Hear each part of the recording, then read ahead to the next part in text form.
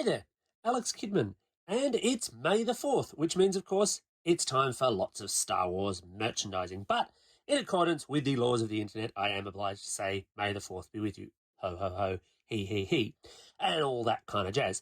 So, as you can see, the nice folks at Seagate have sent me one of their Star Wars-themed 2TB FireCuda gaming drives. So this is an external hard drive, but it's got Boba Fett on it, it's got RGB lighting, and I thought I'd do a quick unboxing, have a quick look at it. As I usually do with these unboxings, this is just straight from the hip. I have not taken this out of its box yet. I don't exactly know how I'm going to handle this, and this could get super awkward. And while I do that, perhaps you could consider liking and subscribing to the channel, because that always helps me out. Let's have a go at it. Okay, so obviously the artwork's really nice, I gotta say. I do like that visual representation. They also have, I believe, Mandalorian and Grogu drives. I do not, at the time of writing, have pricing details on this particular puppy, but and it doesn't have a whole bunch of specs, but here in Australia, a similar kind of drive will run you around $130. Hopefully it shouldn't be too much more than that. Maybe it'll be the same.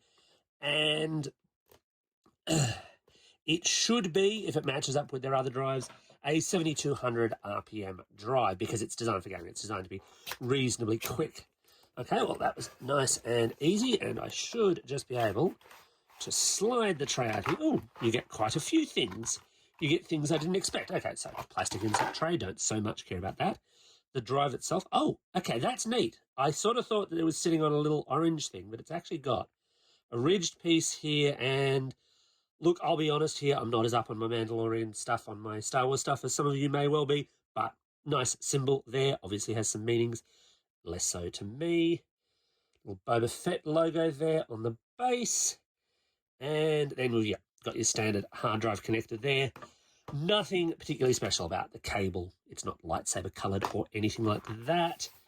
We get a nice little starry backdrop, and we get some Boba Fett stickers. Well, that's kind of cute and that's kind of cool. You can obviously personalise the drive. And then, of course, we get your usual warranty information and... and these are more Seagate-ish stickers. They're probably not going to come through too well on the video there, but they're white, like FireCuda and Seagate gaming stickers. If that was more your taste, I don't know why you'd buy a Boba Fett drive. It's also meant to have RGB lighting. I'm guessing that's going to run through there. I might pop this onto something and grab a little bit of footage of that in just a second. Look, this is a nice-looking drive. It's meant to be a collectible drive, and maybe I've irretrievably damaged its value by unboxing it like this. I don't know. I'm not so fast.